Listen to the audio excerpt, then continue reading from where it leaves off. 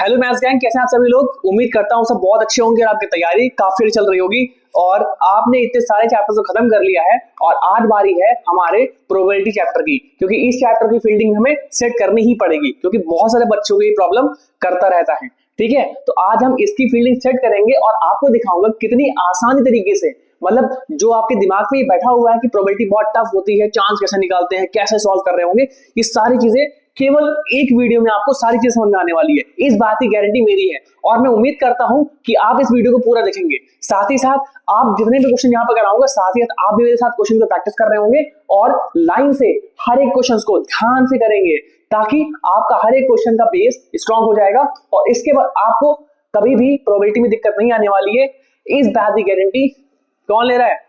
मैं ले रहा हूं। ठीक है, तो बहुत आसानी से कराएंगे। ठीक है, तो फटाफट आओ, कॉपी पे लेकर के टेबल पे बैठो, बिस्तर पे नहीं, और फटाफट हम इस चैप्टर को स्टार्ट करते हैं। और स्टार्ट करके देखना कितनी जल्दी चैप्टर खत्म भी हो जाएगा और आपको पता भी चलेगा और आपसे हर एक क्वेश्चन लगने लगेगा, जो भी आपके बोर्ड एग्जाम में, जो भी आपकी एनसीईआरटी बुक में या फिर किसी भी रेफरेंस बुक में आप सॉल्व कर रहे होते हो।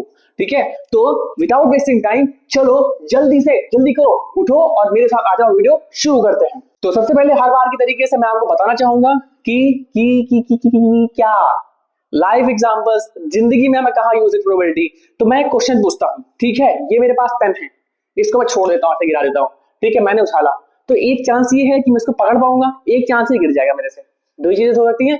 या फिर अब मैं क्या करता हूं, मैं कहता हूं कि मैंने पत्थर दिया और अपने दोस्त के सर पे क्या मारा, फेंक के मारा। अब दो नहीं मारना, आप लोग नहीं मारना। ठीक है, मैं करता हूं, मैंने दोस्त के सर पे पत्थर फेंक के मारा।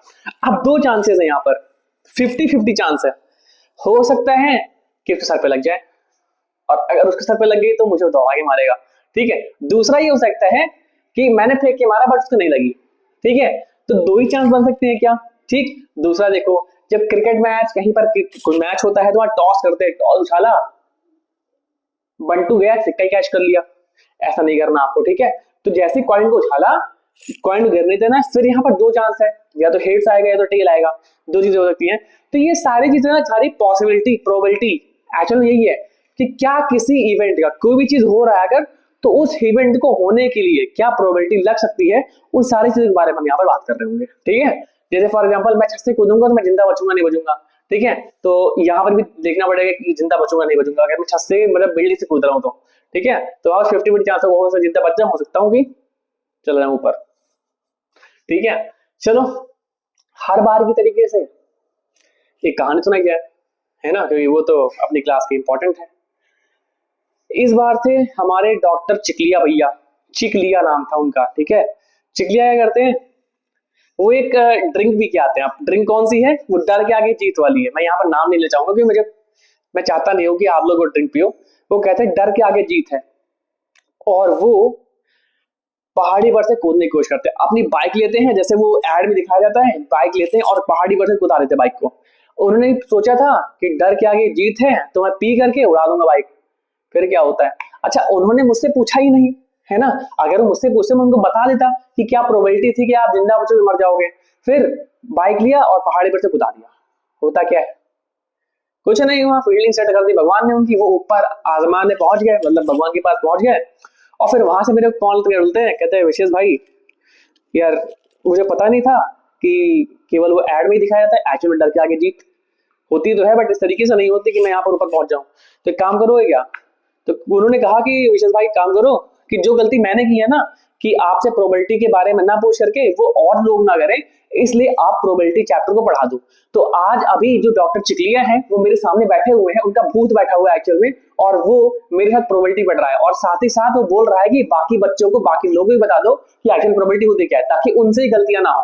ठीक है, तो आज हम प्रोबेबिलिटी को इस हिसाब से खत्म करने वाले हैं कि आज इसको पढ़ने के बाद आप खुद बोलोगे कि प्रोबेबिलिटी को लगा डाला तो लाइफ झिंगा लाला।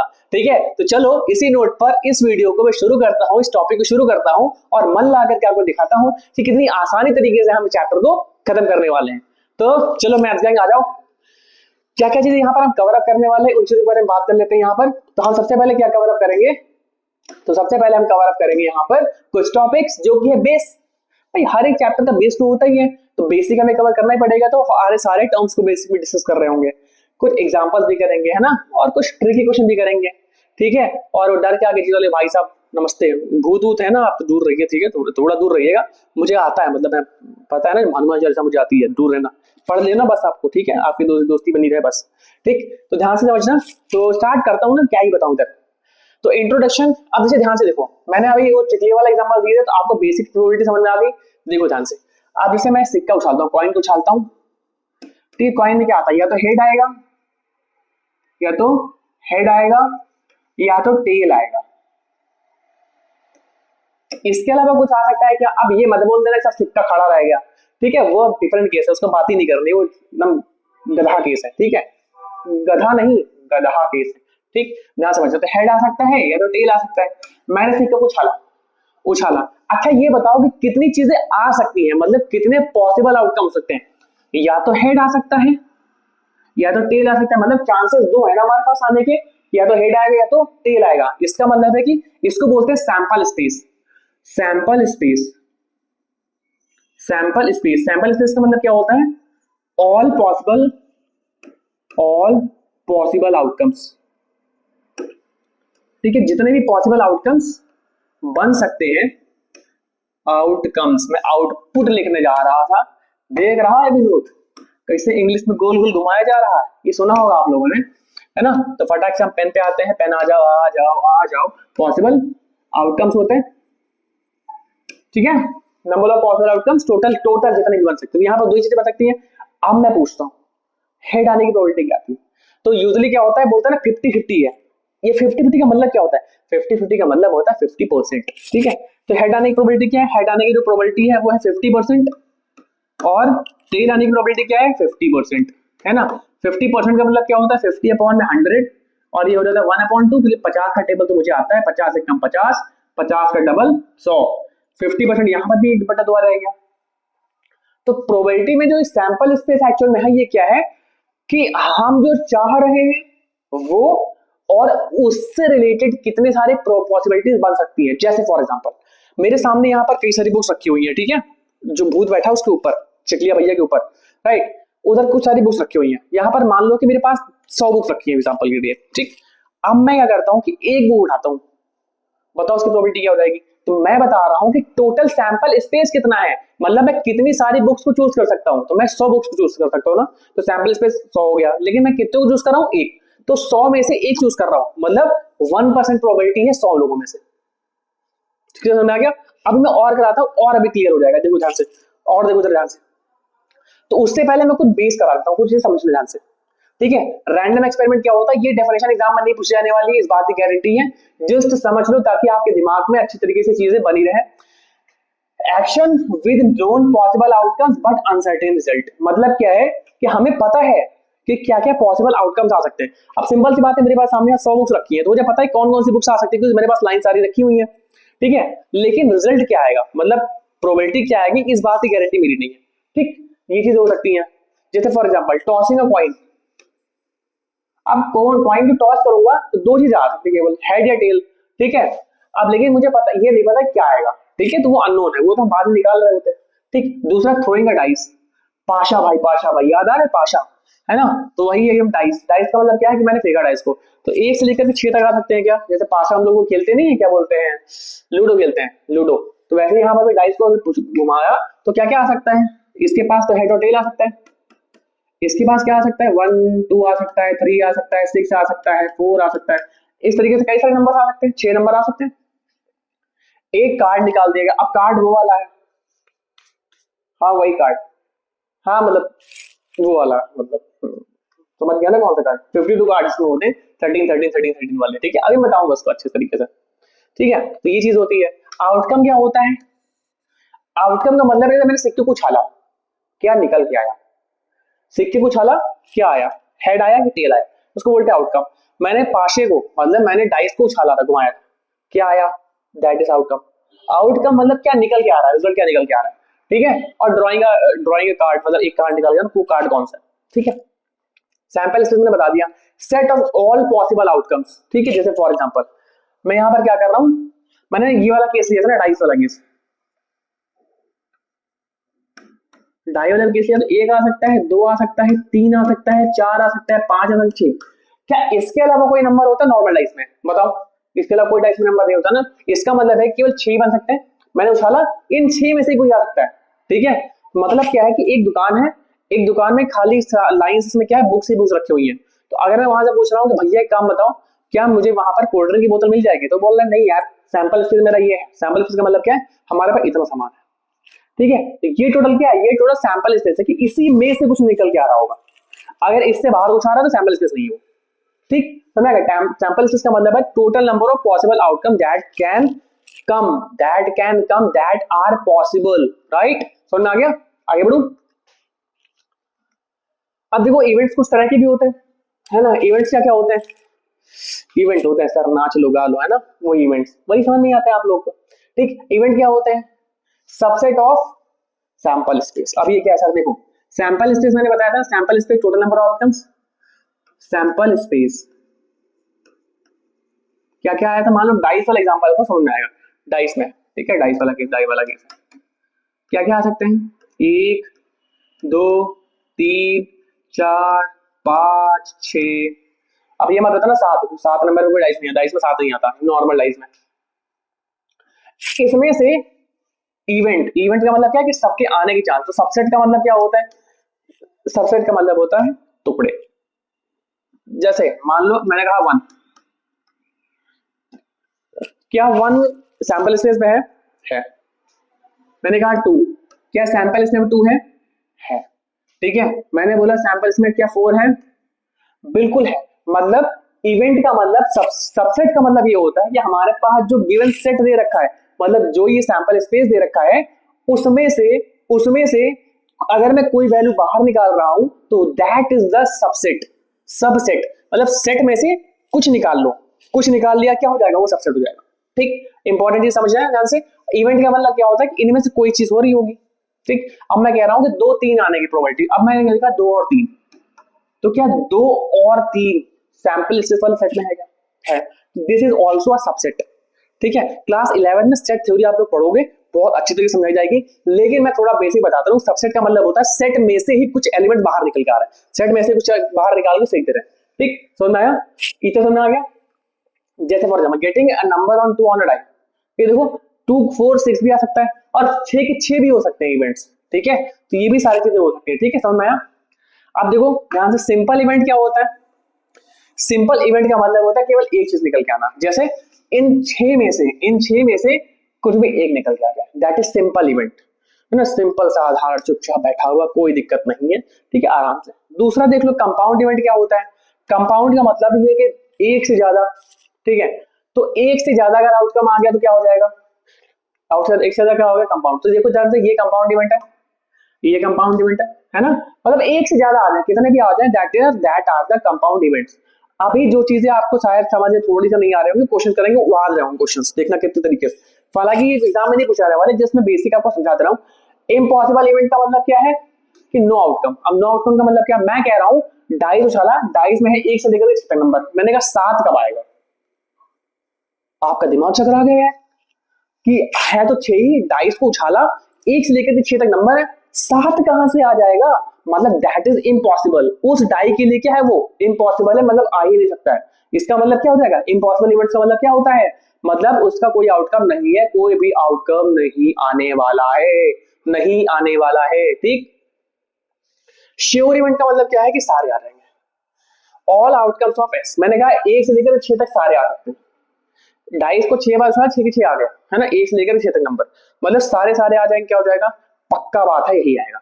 मैंने कहा एक डाइस है, उसमें हर एक 6 फेसेस होते हैं।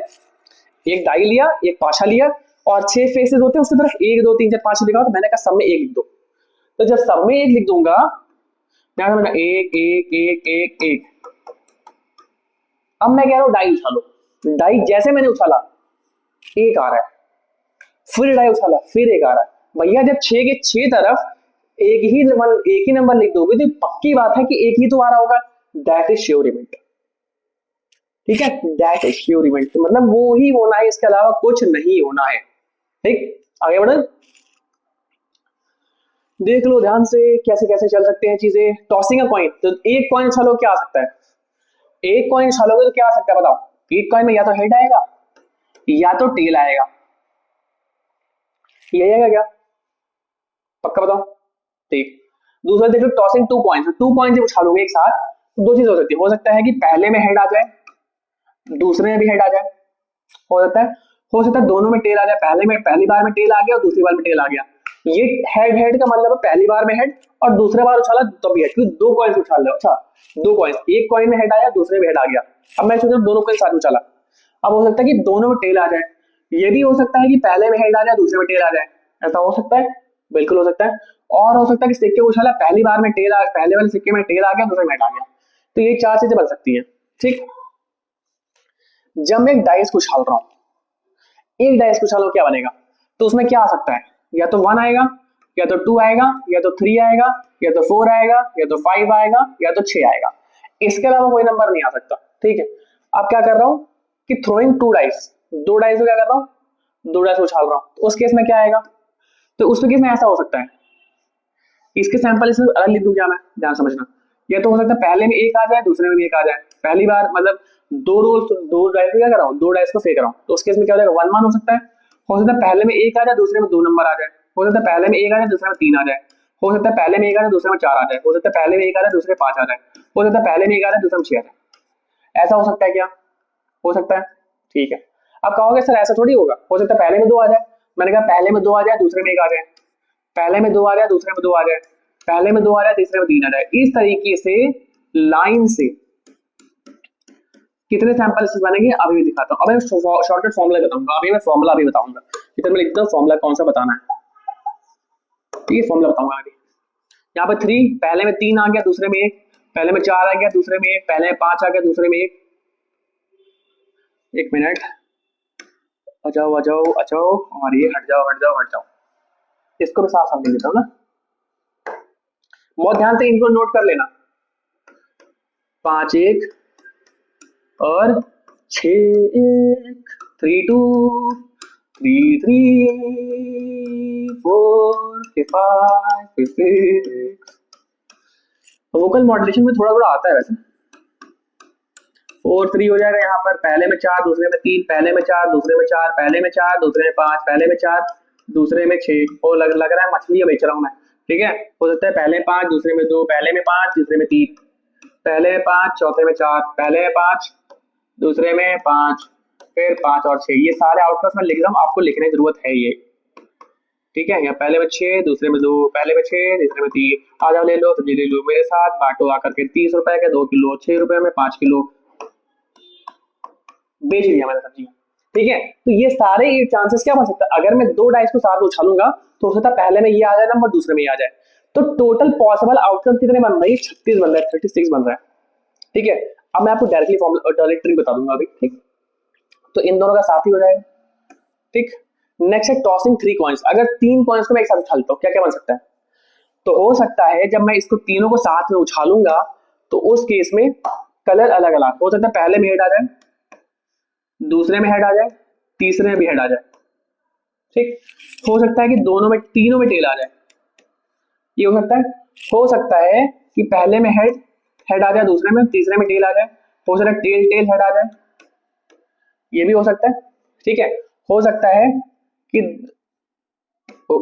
पहले में हेड आ जाए दूसरे में टेल आ जाए तीसरे में हेड आ जाए, हो सकता है कि पहले में टेल आ जाए दूसरे में हेड आ जाए तीसरे में टेल आ जाए, ऐसा हो सकता है। कितने बन गए हमारे 6, 2 और बनेंगे अभी, कैसे, HHT हो गया, TTH हो गया, HTT हो सकता है पहले में हेड दूसरे में टेल टेल, और ये हो गया THH, टोटल इतने सैंपल इसके बन सकते हैं, ठीक है, टोटल इसके ही बन सकते हैं कि हो सकता है पहले में हेड आ जाए दूसरे में हेड आ जाए तीसरे में हेड आ जाए, तीनों सिक्के उछाल रहा हूं मैं, 3 सिक्के उछाल रहा हूं ऐसा ही, तो ये चांसेस बन सकते हैं ना, इतने टोटल चांस बनेंगे, ये हो सकता है ये हो सकता है ये हो सकता है, तो प्लीज सैंपल इसके आपको याद रखना है, ठीक है। कैसे बनाना है ये देख लो, बहुत आसान तरीके से आपके सामने बना रहा हूँ मैं, कहीं इधर कुछ नहीं है मेरे पास, इधर कुछ नहीं है, ये स्लाइड चेंज करने के लिए पेन इससे लग रहा है, कुछ नहीं आसपास भी कुछ नहीं, ठीक। और 52 कार्ड्स हैं, 52 कार्ड, 52 कार्ड्स आपके पास, एक निकालोगे तो कितने कार्ड निकाल सकते हो आप लोग, तो 52 के 52 निकाल सकते हो, नहीं निकाल सकते, 52 कार्ड्स है, 52 में से कितने बार निकाल दो, पहले होता है एक कार्ड निकाला, फिर 2 निकाला, 3 निकाला, 4 निकाला, 5 निकाला, 6 निकाला, तो टोटल सैंपल से कितना हो जाएगा 52। अगर मेरे पास 10 नोट है तो 10 में से मैं निकाल रहा हूँ तो 10 के 10 नोट निकाल सकता हूँ, एक निकाला फिर 2 निकाला 3 निकाला 4 निकाला, ठीक है, तो इस तरीके से क्या हो जाएगा, इस तरीके से समझ में आना चाहिए। अब एक चीज समझना ध्यान से, फॉर्मूले जो इंपॉर्टेंट है एग्जाम में नहीं आएंगे, आपको याद रखने, ठीक है। When two dice, number of outcomes लिख रहा हूं मैं सीधा सीधा, या फिर sample space, number of sample space, number of क्या, मैं सैंपल स्पेस लिखता हूं डायरेक्टली, है ना, ये ज्यादा आसान रहेगा। Sample space,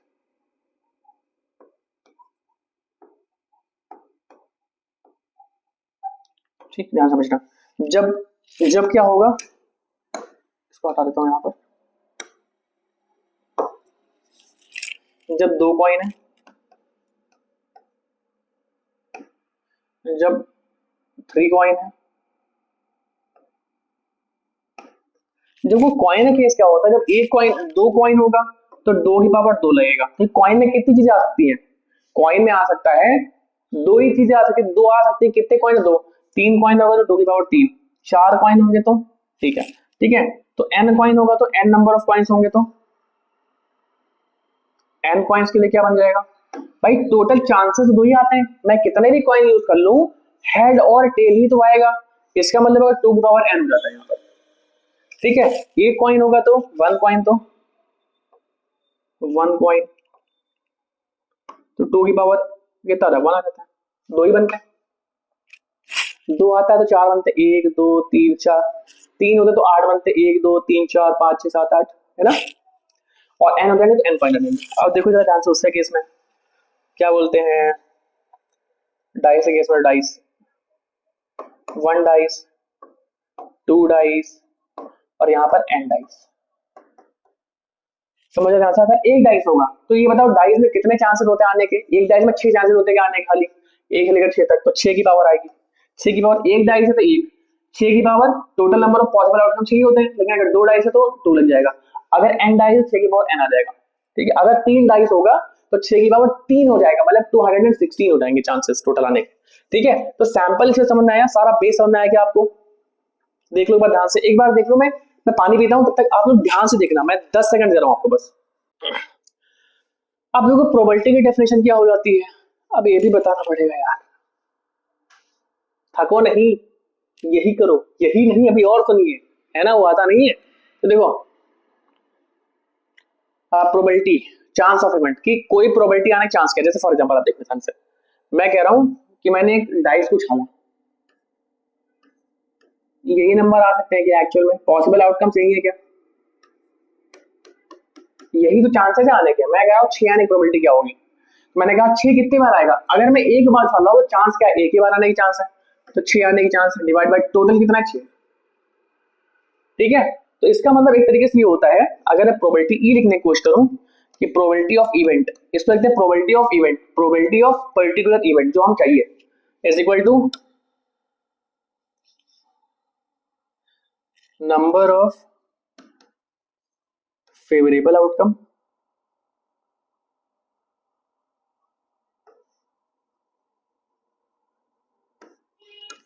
divide by sample space.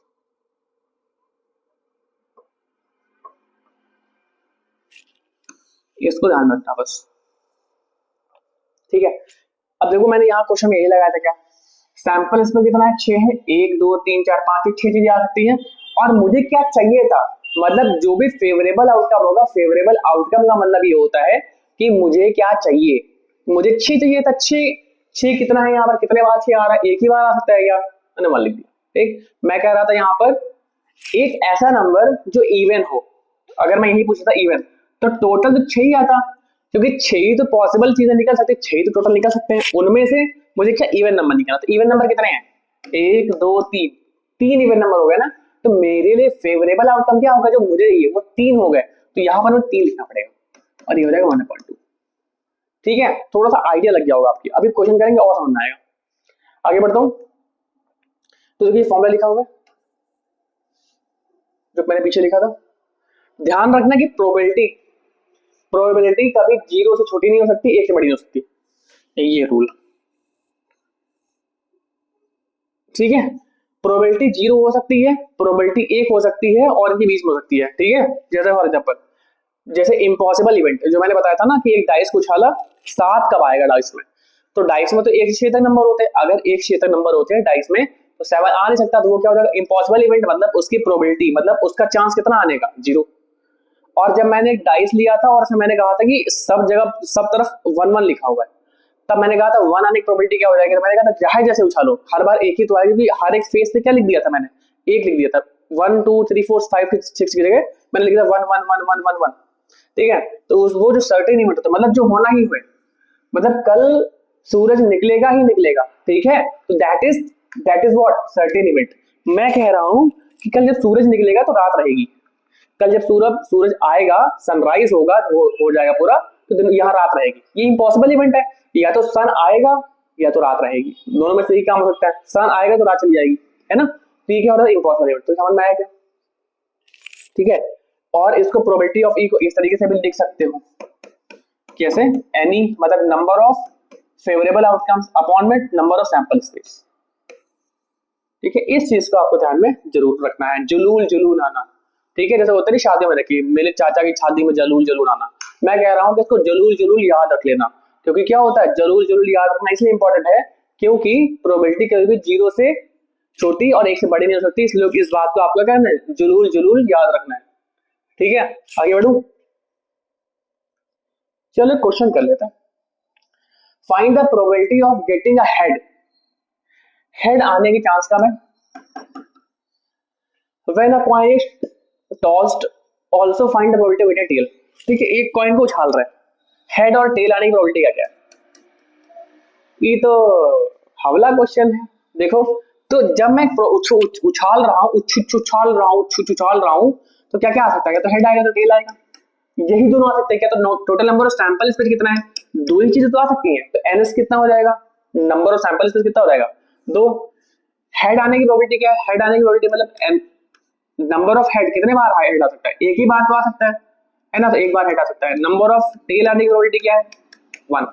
किसकी प्रोबेबिलिटी पूछ रहा है, प्रोबेबिलिटी किसकी पूछ रहा है, दोनों की बता दो, तो पहले मैं कह रहा हूँ प्रोबेबिलिटी ऑफ हेड की, प्रोबेबिलिटी ऑफ हेड क्या हो जाएगा, एनई या फिर एनएच, नंबर ऑफ एच कितने आ सकते हैं divide by total number of samples पे कितना है, ऐसे देख लो। फिर देख लो प्रोबेबिलिटी ऑफ, अच्छा इधर ही लिख देता हूं, छोड़ो, नहीं इधर ही लिख दूंगा, मेरा मन नहीं है। प्रोबेबिलिटी ऑफ टेल आने का, तो देखो total number of sample space NS, total number of sample space, तो सैंपल स्पेस तो कोई हम खुराफात नहीं कर सकते, ठीक है। और टेल कितने बार आ सकता है, तो टेल एक ही बार आ सकता है, नंबर ऑफ टेल यहाँ पर ऐसा लिख देंगे, ठीक। अब देखो जरा ध्यान से, हेड कितने बार, एक बार, टोटल कितना है, 2, आंसर, हेड कितना, एक बार, ये 2 आंसर। तो जो 50% बताया था मैंने वो एक्चुअली 1.2 आ रहा था वहां पर, तो यहाँ पर भी हमने देख लिया इस तरीके से, ठीक है। आगे बढ़े, अब जल्दी जल्दी से क्वेश्चन उड़ा देंगे। एक बैग में एक रेड बॉल, एक ब्लू बॉल, एक येलो बॉल है, एक रेड बॉल, एक ब्लू बॉल, ब्लू ब्लू, और एक हो गई येलो बॉल, ठीक है। उससे कृतिका एक लड़की है, वो निकालती है बॉल को विदाउट लुकिंग इनटू इट, मतलब ऐसे कर रही है, बॉल कौन सी है, बॉल कौन सी है, एक्चुअली यही तो हो रहा है। तो बताओ येलो बॉल आने की प्रोबेबिलिटी क्या है, तो पहले तो ये बताओ कि सैंपल स्पेस एनएस कितना हो जाएगा, तो टोटल कितनी बॉल है, एक बॉल, दो बॉल, तीन बॉल, तो तीन ही तो सैंपल स्पेस हो जाएगा, तो एनएस की वैल्यू कितनी हो जाएगी, 3। Total number of sample space कितनी बॉल है, टोटल 3 बॉल है। अब येलो बॉल में क्या हो जाएगा, येलो एक बॉल है, तो यहां पर क्या हो जाएगा, एन वाई की वैल्यू कितनी, 1। अच्छा ये बता दो एन आर की वैल्यू कितनी है, 1, एन बी की वैल्यू कितनी है, 1, भाई एक ही एक बॉल है। तो अब मुझे क्या निकालना है, प्रोबेबिलिटी ऑफ येलो बॉल, तो प्रोबेबिलिटी ऑफ येलो बॉल मतलब y की वैल्यू कितनी आ जाएगी, तो एन वाई। अब मैं इस बार लिख रहा हूं, बाद में क्या करूंगा और जल्दी लिख दूंगा, ठीक है, बार बार मैं ये फॉर्मूला अब नहीं लिखूंगा। एन वाई की वैल्यू 1/3, प्रोबेबिलिटी ऑफ एस, नहीं किसकी, आर, रेड आर बॉल की, एन आर अपॉन में एन एस, इसकी वैल्यू कितनी, 1 ही, तो एक ही बॉल है, total balls 3, probability of black ball या ब्लू बॉल, कौन ब्लू बॉल थी, एन बी अपॉन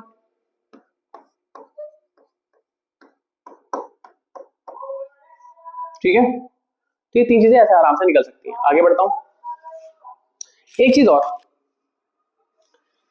2 चीजें होती हैं यहाँ पर, या तो कोई इवेंट होगा या तो कोई इवेंट नहीं होगा। जब इवेंट होगा और जब इवेंट नहीं होगा, दोनों का समेशन एक आएगा, मतलब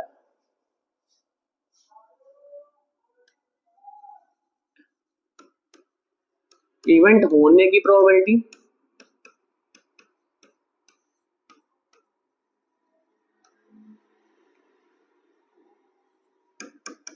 प्लस इवेंट ना होने की प्रोबेबिलिटी।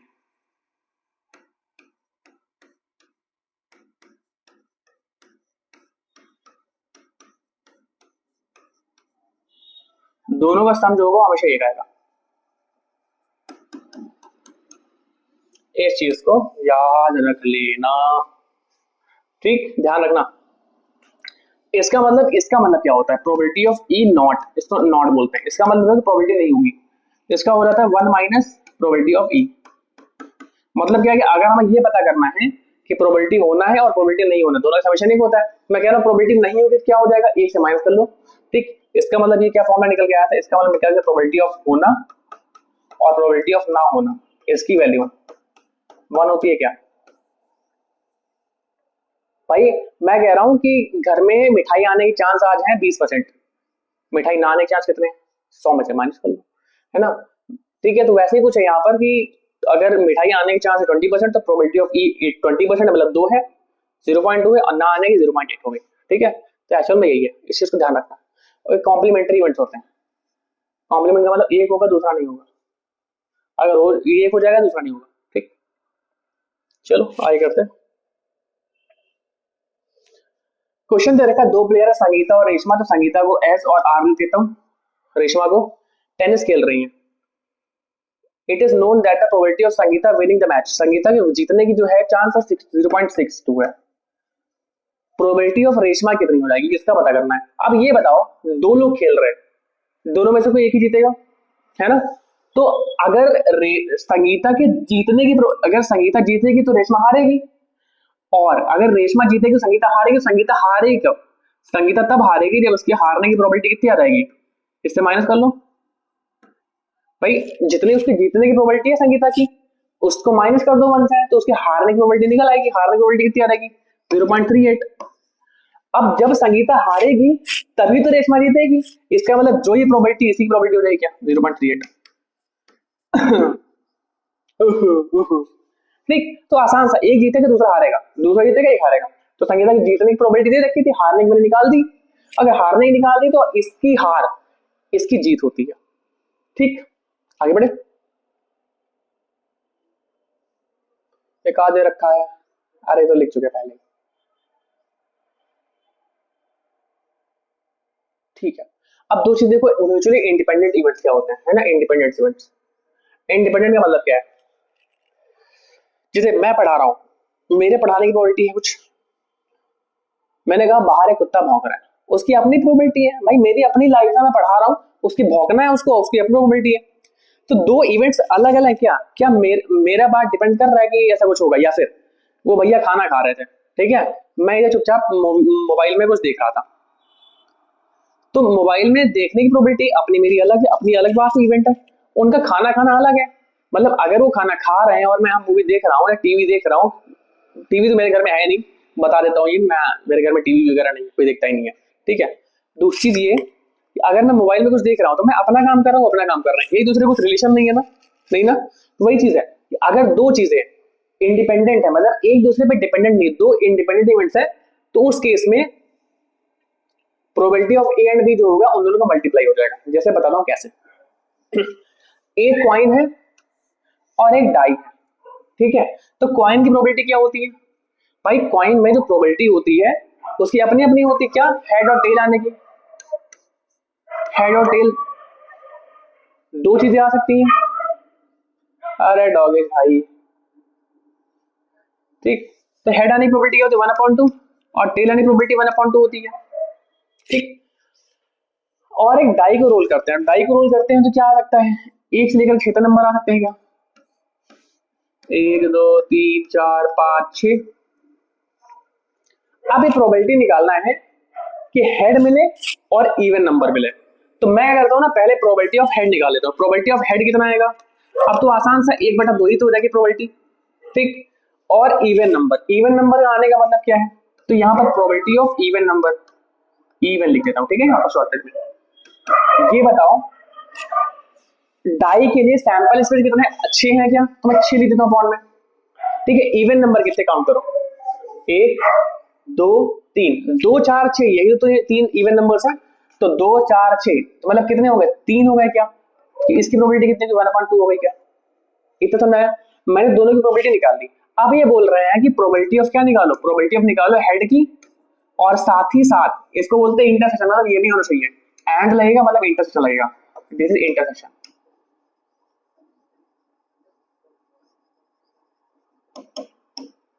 ठीक है, मतलब हेड भी है और इवन नंबर भी है, ये कितना आ जाएगा, तो मैं कह रहा हूं दोनों की प्रोबेबिलिटी को मल्टीप्लाई कर दो, तो 1/2 प्रोबेबिलिटी ऑफ एच और प्रोबेबिलिटी ऑफ इवन, ये निकाल सकते हैं। प्रोबेबिलिटी ऑफ हेड कितना था 1/2 और प्रोबेबिलिटी ऑफ इवन कितना है 1/2, चांस कितना है 1/4, ये हमारा आंसर।